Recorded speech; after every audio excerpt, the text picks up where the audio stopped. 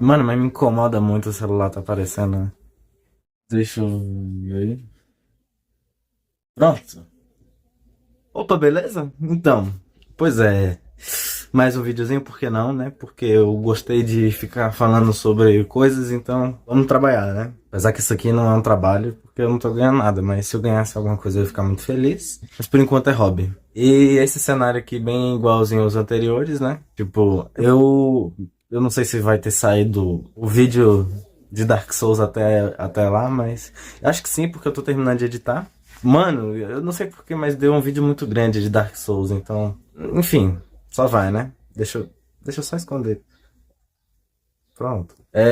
Vai ficar esse cenário por enquanto aí do. Mano, eu só botei o Pink Floyd porque senão fica aparecendo o celular gravando aí e eu não quero celular gravando. Fica só o fio aí, não tem problema não. Depois eu acerto esse negócio direitinho. Mas enfim, hoje eu trouxe assuntos polêmicos. Ou não, porque foda-se, né? Mas hoje eu vou falar sobre Um Dia de Cão. We did it. Al Pacino. Dog Day Afternoon. A true story. E eu peguei recentemente pra assistir esse filme, tipo, eu tava de boa no computador, aí eu só peguei assim, tava mexendo ali nos sites dos piratas. Eu amo piratas, meu Deus, como eu adoro um torrent. Aí eu tava assim, mexendo, aí eu falei, cara, tchau. Aí fui mexer um pouquinho na OLX, no Enjoei, no Facebook Marketplace, pra ficar só vendo o que tá barato por aqui, na minha área. E aí, mexendo assim no Enjoei, eu achei o DVD do Um Dia de Cão, vendendo bem baratinho e não comprei. Mas eu falei, nossa, eu sempre quis assistir esse filme e eu nunca assisti, então por que não assistir agora, né? Aí eu abri de novo o meu torrent e baixei o Um Dia de Cão. Nossa, e foi muito difícil porque, não sei, parece que o torrent tá sendo extinto, porque tá muito difícil você baixar filmes. Claro que não é de forma legal, mas pô, velho. Chora, né, meu filho? E então eu baixei e fui assistir o filme, assim, tava à noite já, muito tarde. E, né, um filmezinho assim à noite só pra descontrair, só pra relaxar um pouco. Aí eu botei lá e falei, né, Mano, só que, mano, esse filme extrapolou minha mente. Tipo, aí eu terminei de assistir o filme e eu falei, nossa, caralho, eu preciso rever esse filme, eu preciso assistir de novo, eu preciso dar uma olhada de novo, eu preciso gravar um vídeo, eu preciso falar, eu preciso compartilhar esse filme pra mais pessoas. Então eu só falei, meu Deus, aconteceu a mesma coisa com o filme do Rock. E de novo eu estou falando Rock. Oh meu Deus do céu. Aquele vídeo do Rock me deixou meio traumatizada. Mas eu fiquei muito feliz com aquele vídeo porque, porra, 100 views, me pegou desprevenida e deu certo. É o primeiro vídeo que eu posto no YouTube que dá 100 views. Mas é um negócio que também é aquela questão de tentar, que uma hora dá certo, talvez. Não sei. Enfim, foi que nem Rock. Eu assisti, fiquei louca, quis compartilhar, quis falar pra todo mundo que existe. E agora eu tô aqui falando pra todo mundo que esse filme existe, porra. Mas o que me move nesses dois filmes é o romance. Eu sinto muito. Eu não vou fugir do romance tão cedo. Mas, diferente do filme do Rock, a gente não tem um romance 100% saudável e nem muito parecido com livros românticos e, e modernistas que eu citei no vídeo do Rock. Mas romance de beijinhos, de carícias, de amar o seu próximo, dessas coisas. Até porque, pô, a gente tá. No filme a gente acompanha um assalto de um banco. E depois a gente vai entendendo o porquê desse assalto, o porquê das coisas dar errado. E é interessantíssimo. Tipo, eu não esperava. E além de que, mano, é um filme de orçamento super baixo. Igual Rock. Além de ter uma capa muito foda, velho. Tipo, a capa desse filme é muito foda. Eu gostei pra caralho. Deixa eu ver se. Aqui, ó. Deixa eu ler ela aqui. O roubo deveria ter levado 10 minutos. 4 horas depois, o banco parecia um espetáculo de circo. 8 horas depois, era notícia em toda a rede de TV.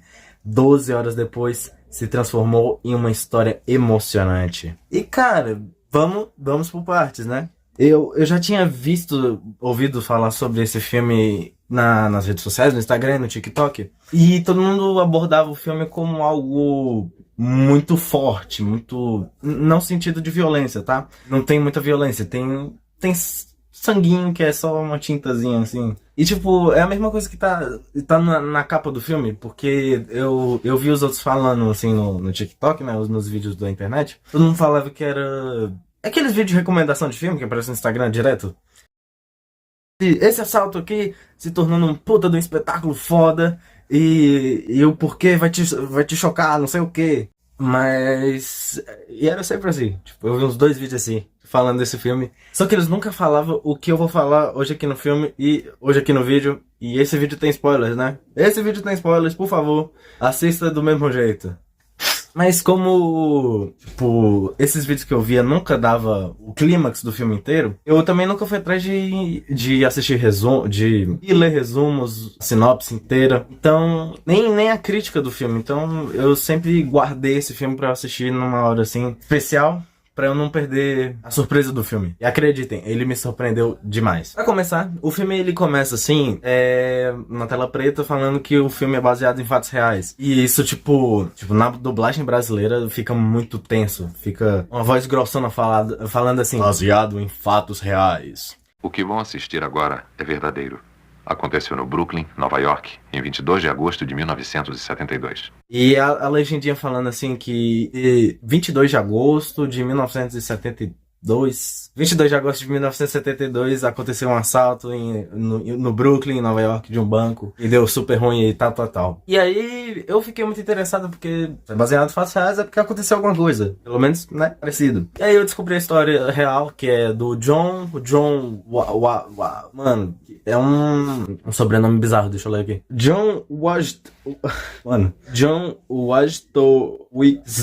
Mano, quem é que fez o nome desse? John Wojtowicz. Não sei. Esse John Wojtowicz, juntamente com o Salvatore e outro moleque que é retratado no filme, mas peida. Eles foram roubar um banco em Nova York pra uma causa nobre aí. E acaba dando errado, acaba dando todo aquele circo que aparece, que se assemelha muito no filme. Tipo, o caso real se assemelha muito ao do filme. E tipo, ficou tão parecido que o John, depois da sua prisão, ele recebeu volta de $7.000 por conta dos direitos da história. Tipo, isso não faz muito sentido na minha cabeça. O cara recebeu dinheiro porque o filme retrata muito bem o que aconteceu no dia. Tipo, o cara tem direito sobre o dia do assalto e como o assalto aconteceu.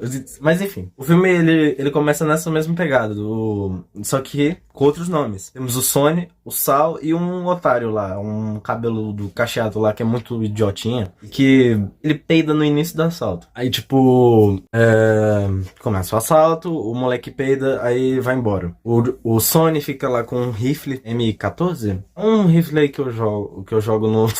Caralho, que foda. É complicado isso aí. É um rifle que eu fico atirando nos outros lá nos joguinhos online, né? Aí o Sonny fica... Ele vai puxar as câmeras, ele vai fazer os reféns e vai atrás do dinheiro do banco. Só que na hora do vamos ver, tudo começa a dar errado quando ele já abre o cofre e começa a pegar o dinheiro do cofre. E o cofre tá só com $1.500, $1.200 por aí. E não é um bom dinheiro, assim, pro Sony. Sony não quer só 1.200, só $1.500. Aí ele fica muito puto. E... coitada, a mulher que tá pegando dinheiro pra ele no cofre, ela começa a chorar porque não tem dinheiro e ela fica com medo. Porra, paião, né, velho? E aí ele... coitada dela. E aí ele muito puto começa a pedir o dinheiro dos caixas, né, do banco. E já no começo, tipo, nesse começo do filme, dele fazendo de refém, pegando dinheiro dos caixas, a gente começa a entender muito bem quem é o Sonny e como ele é foda de lábia e de suas experiências. Porque ele está ciente sobre os alarmes do banco, o alarme do caixa, as chaves de alarme, né? Porque tem aquelas chaves que acionam o alarme. Do dinheiro frio do banco, tipo, porra, mano. Eu não sabia nem o que era dinheiro frio. Eu tive que pesquisar o que era dinheiro frio. E caralho, como é que o cara sabe disso? Tipo, ele fala que ele já trabalhou em banco, mas porra, bom demais, né, pai? E aí, nesse meio tempo, o Johnny, ele pega o registro do banco e queima. Eu acho que tem alguma coisa a ver com ele não querer que desconfie do dinheiro ter sumido. Uma porra assim, eu devia ter pesquisado por que ele queima o registro do banco. E por conta do registro tá sendo queimado, começa a fumaçar muito num lugar fechado. E normalmente esses lugares fechados ele tem, né, ventilação pra sair pra fora do prédio e pro ar entrar no prédio, essas coisas. E aí essa fumaça inteira vai. E aí começa a fumaça, começa a sair do prédio e ir pra rua. Um cara lá que trabalha na frente do banco começa a suspeitar e começa a ficar encarando o dentro do banco. E como tá tudo fechado, fica muito, né?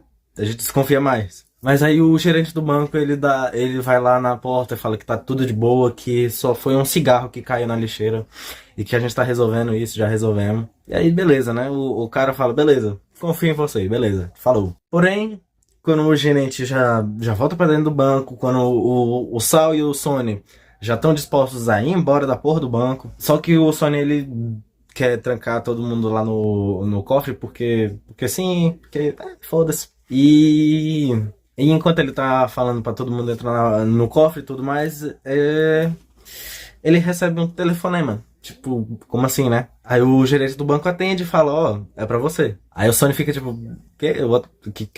Como assim, cara? Aí o Sony vai lá e atende, né? Ele, oi, tudo bem? Aí o cara do outro lado fala, que é a polícia, que é o detetive Marotti, Gozotti, não sei. Não lembro agora. E nós estamos te vendo aí, você assaltando o banco, viu, otário? Se fudeu, né? E, tipo, o filme não deixa muito claro como que os policiais descobrem, tipo...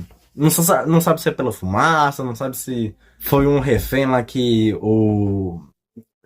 Não lembro agora. Eu não lembro agora. Tipo, não faz muito sentido como é que o cara descobre que tá tendo um assalto lá dentro do banco. Sendo que a única pessoa que saiu do banco enquanto o assalto tava rolando era o cabeludinho. E o cabeludinho, ele vai x-novar os caras, tá ligado? Não sei, acho que não. E aí o policial, o detetive, ele fala que é só questão de tempo até o assalto dar tudo errado.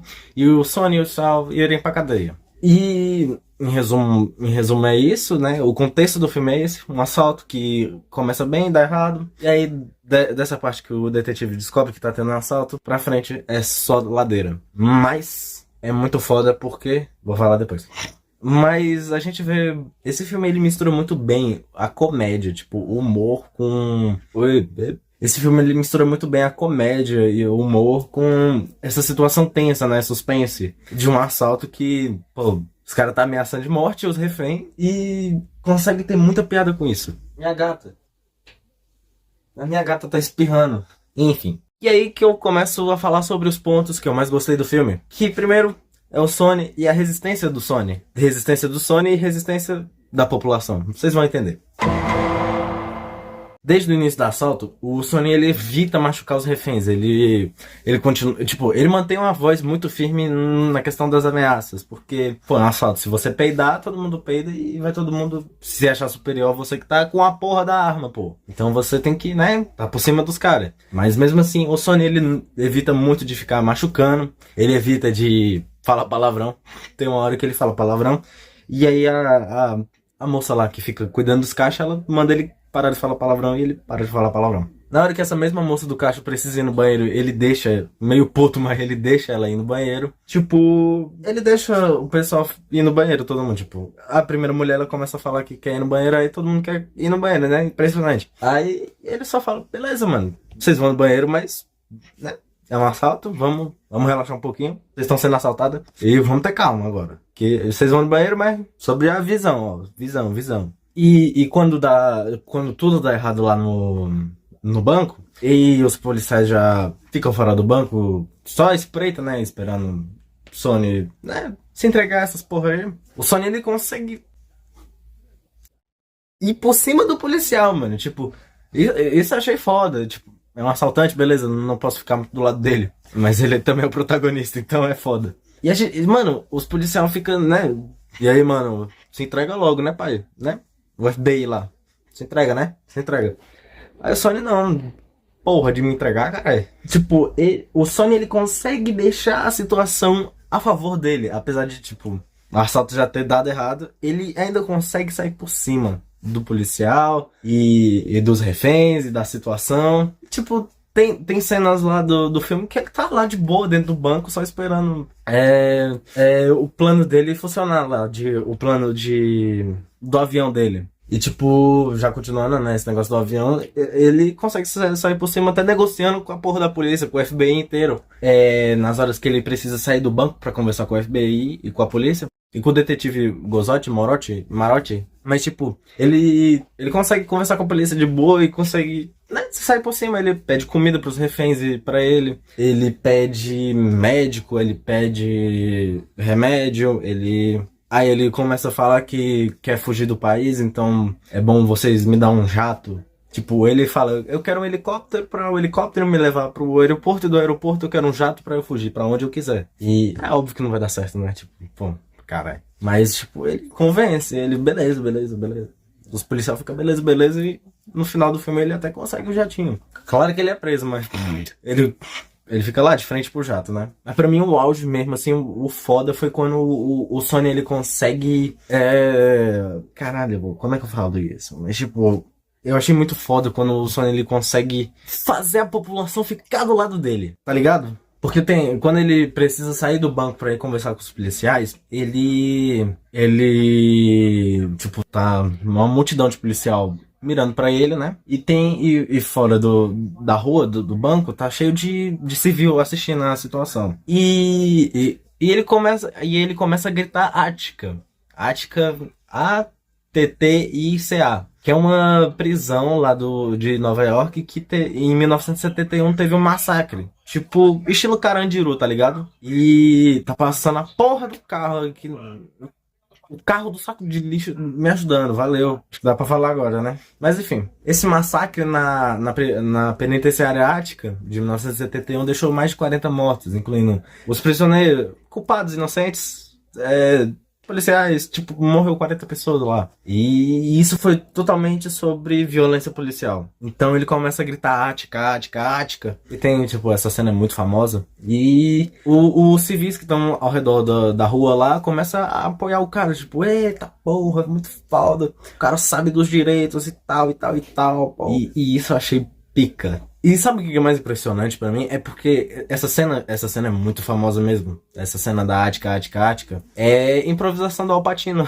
Al Pacino, que é o Sony, é o protagonista, né? Al Pacino, muito pica, meu Deus. Ontem eu assisti de novo Era Uma Vez em Hollywood. E só por conta que o Al Pacino tava. Que ele é lá o produtor de filmes do DiCaprio. Eu gosto de Era Uma Vez em Hollywood. É porque o meu diretor de cinema favorito é o Quentin Tarantino. E eu tenho que assistir Cães de Aluguel. Mano, isso é crime. Você ser fã do Tarantino e não ter assistido Cães de Aluguel. Foi o que eu aprendi. E muito diferente do Saul. O Saul, ele, tipo, não é um personagem que eu gostei muito. Por conta dele... Mano, eu acho que ele é o contrário do Sony. Porque tem uma hora que o Saul fala que ele tá disposto a matar as pessoas lá pra fugir. E isso é meio paia, né, velho? Porra. E tipo, o Sony não quer matar ninguém. E o Saul fala que tá disposto. Então, tipo, o Saul pode até não querer, mas ele pode fazer. Ele pra mim representa só um lunático doido. Ele tem cara de ser perturbado de verdade. Tipo, chega constrange. Mas aí vem o pulo do gato e eu tenho que falar rápido, porque senão o filme fica... O vídeo fica muito grande pra eu editar, velho. Que é a questão dos LGBTs nesse filme, mano. Como que eu ia saber que esse filme tinha representação LGBT, mano? Mano, eu nunca ia saber disso. Até porque eu nunca vi quase nada desse filme. E tipo, eu achei muito pica essa questão da representação LGBT no filme. Um filme de assalto, assim, dos anos 70. Tem questões LGBTs. Isso foda. E então, ao longo do filme a gente vai vendo que o Sony, na verdade, é um bissexual. Ele é casado com um homem chamado Leon, que... E ao mesmo tempo ele tem filhos e uma esposa. Mulher mesmo. Uma mulher cis biológica. Tenso, né? Tenso. Parada tensa. Ao mesmo tempo, ele é casado com um homem, e é casado com uma mulher ao mesmo tempo e tem filhos, então é tenso. E, né, a gente, na metade do filme, a gente descobre que todo o assalto é pra conseguir $2.000 pro Leon se transicionar, fazer uma cirurgia de redesignação. Porra! Eu sou trans e eu tenho dificuldade de falar essa palavra. Redesignação sexual, a cirurgia. E porra, isso pega, viu?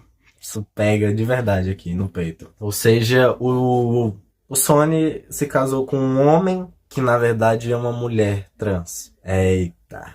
Quando eu entendi isso, tem toda uma cena de interrogatório do Leon com os policiais. Aí fica muito claro a situação do Sony com o Leon e o dinheiro, né? A intenção do roubo. E eu explodi quando eu entendi tudo isso. Eu falei, uau, eu não esperava nada disso. Porque, pô, é um filme de assalto dos anos 70. Quando que eu ia esperar que este filme de assalto dos anos 70 ia abordar questões transexuais e LGBTs? E, uau, isso me deixou feliz. E ao mesmo tempo que eu explodi na vida real, explodiu no filme também, que todo mundo começa a falar que o Sony é um homossexual. A televisão começa a falar que o Sony é um homossexual, porque ele é casado com um homem, sendo que é uma mulher trans.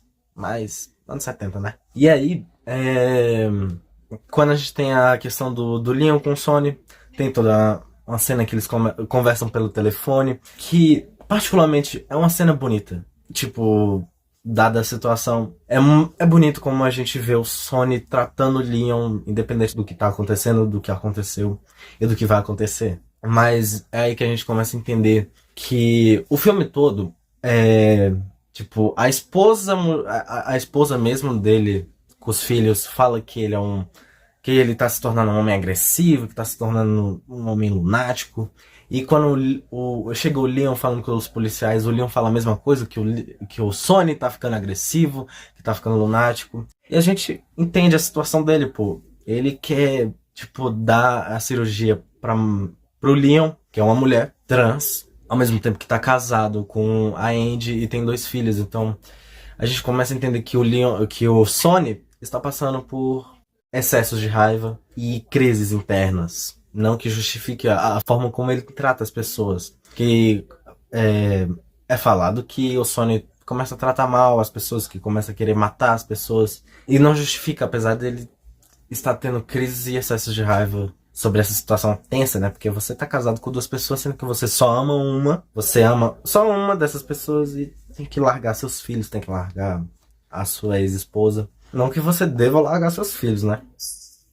E aí, nesse vai e vem das questões do Sonic, o Leon, eu fiquei pensando, eu fiquei muito pensativa de, cara, como é que a comunidade, né? Minha comunidade LGBT, vê essa situação toda. Porque a gente tem uma mulher trans que não é tratada no feminino nunca e um assaltante de banco bissexual casado com ela que também não trata ela no feminino. Então, é paia, né? Você, tipo, a pessoa é trans e você não trata ela do gênero dela, porra. Se ela é uma mulher, ela é uma mulher, caralho. Ela é uma mulher. Leon é uma mulher. Eu sou uma mulher. E você tem que me tratar no feminino. Pô. Então eu dei uma pesquisada no Google, tipo, só pra... Mano, é muito fácil você achar relatos das pessoas falando sobre esse filme. Então eu só dei uma pesquisada rapidinho assim no Google, tipo, dia de cão, opinião LGBTs. Pronto. Pesquisei isso, apareceu já 2 perguntas do Reddit. Vários sites abordando esse tema. E aí eu peguei essas 2 do Reddit e uma que eu vi no Tumblr.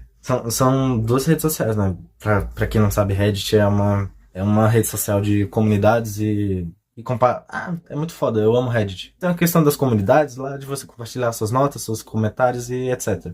Eu também participo de uma comunidade de trans lá, o Trans Brasil, Trans BR, que eu amo essa comunidade. E aí eu peguei 2 relatos assim do Reddit e esse do Tumblr. E aí eu botei aqui no roteiro e a gente... Vamos dar uma olhada, né? Eu não vou ler porque é muito grande. O primeiro é muito grande, eu olhei assim, tava enorme. Esse primeiro eu achei um cara ficando... Um homem trans falando que ficou muito incomodado com a retratação LGBT no filme inteiro. E especificamente do jeito que as pessoas tratam o Leon. Ele fala que o Sony não respeita o Leon porque não trata no feminino. Só que eu acho que tem um problema aí, porque esse homem trans que ele compartilhou a opinião dele, ele é gringo. E aqui é BR, ou seja, são contextos muito diferentes. E eu acho que tem alguma coisa a ver com a dublagem brasileira e o áudio original gringo do filme, tá ligado? Porque ele fala ele, na opinião dele, ele começa a abordar coisas que eu não vi no filme. Tipo, eu não vi ninguém tratando o Leon no feminino. A não ser, eu acho que uma reportagem que aparece lá na televisão do filme. Mas de resto, eu não vi policiais tratando ele no Desculpa. Eu não vi policiais tratando ela no feminino. Eu não vi o Sony tratando ela no feminino. Tipo, o cara, o do Reddit, ele ficou incomodado com isso, mas, tipo, na dublagem eu não vi ninguém tratando a Leon no feminino. A segunda coisa que, pô, mano, ele fala que a representação é muito, tipo, muito de vexame, muito desrespeitosa, muito careta, que não respeita a comunidade, sendo que, cara, pô, é um filme de 1975, que em 1975 já não tem muita, não existe respeito pela comunidade LGBT quase, né? Até hoje não existe, né? Respeito com LGBTs e transexuais. E, cara, se hoje em dia já é difícil, imagina em 1970, que ninguém fala sobre isso e quando fala é só pra tirar sarro. Então, eu acho que, mano, é 10 vezes, é tipo 10 mil vezes difícil falar isso na época. E o filme, ele consegue abordar bem. Na minha opinião, ele é um filme que consegue abordar bem questões LGBTs e transexuais. Porque em nenhum momento do filme a gente fica rindo, assim, do Leon, a gente fica rindo do Sony, deles serem LGBTs, deles serem casados, de qualquer coisa que seja. A gente não fica vendo, tipo, eu não fiquei rindo, os policiais não riram, o Sony não riu, a televisão não riu. Quem tira sarro, assim, dos LGBTs é só os civis que estão fora da situação, né? Que estão lá sem ser na rua do banco. Que fica rindo do Sony ser LGBT. E tipo, porra, mano. Isso tem até hoje, caralho. Tá ligado? Hein? Pra uma época, tipo, super machista, super sexista, super homofóbica. Eu acho que é um filme que aborda bem. E consegue abordar, mano. Tipo, como que você aborda isso naquela época? O que a gente tem muito parecido aqui no Brasil é um... Caralho. Tipo, e não é nem nos anos 70, é nos anos 80. Tem aquele filme... Mano, eu esqueci o nome do filme. Mas é um filme de futebol feminino que tem mó putaria. E, tipo, tem a pegação com mulher, homem com homem. É um filme queer, eu acho. Mano, e isso nos anos 80 já era mal visto e foi censurado pela ditadura militar. Não é fácil falar sobre esses assuntos, tá ligado? Pesquisando o nome do filme. Achei. Onda Nova. Que é esse filme. Esse filme do futebol se chama Onda Nova. E, cara... Isso já era anos 80 e mesmo assim foi censurado pela ditadura. Foi relançado só em 2024, tá ligado? Então, assim, na minha opinião, o filme, o Dia de Cão, ele retrata muito bem a população LGBT. E eu até botei aqui no roteiro questões atuais. Tipo, um dos meus filmes favoritos, que é Dois Caras Legais, que é de 2016, ele tem piadas homofóbicas. Ou seja... É um filme de 2016 que tem piadas homofóbicas, de chacota com a comunidade. E um filme de 1975 abordou com respeito a essa comunidade, com a causa real. Que a história original desse assalto, que eu contei no começo do vídeo, ele também gira em torno do cara querendo dinheiro pra cirurgia da mulher trans dele. Ou seja, aconteceu de verdade e foi adaptado bem no filme, tá ligado? Então... Esse cara do Reddit aí, eu até entendo a opinião dele. Só que aqui no Brasil é outro contexto e eu tenho um outro pensamento sobre a retratação. Ele fala que a retratação é mal feita, mas na minha opinião é bem feita. Aí a outra opinião que eu achei no Reddit foi um cara cis hétero falando que gostou da representação LGBT, que não achou desrespeitosa nem nada. E aí ele falou, ele perguntou no Ask LGBT, que é uma comunidade de você fazer perguntas pros LGBT. E aí ele fez perguntando, né? Falou que gostou da representação, não achou ofensiva. E o que os outros acham? E aí o pessoal, tipo, tem 4 comentários e só um dá uma opinião sincera. Que fala, não, eu gostei da representação, que é a mesma opinião minha, que pra época é uma representação muito bem feita, respeitosa, que... não é difícil de se fazer não é fácil de se fazer na época. E aí a terceira opinião eu achei no Tumblr, que é um puta de um texto gigante, que é um resumo do filme. E no final eu não sei, Eu não sei se é uma mulher trans, tipo, se é um homem trans, se é... Ele não deixa muito claro, mas é uma pessoa que pensa igual eu, que fala que a época não é muito boa pra você fazer esse tipo de opinião em filmes, não é fácil, e mesmo assim conseguiu e de forma respeitosa e bem feita.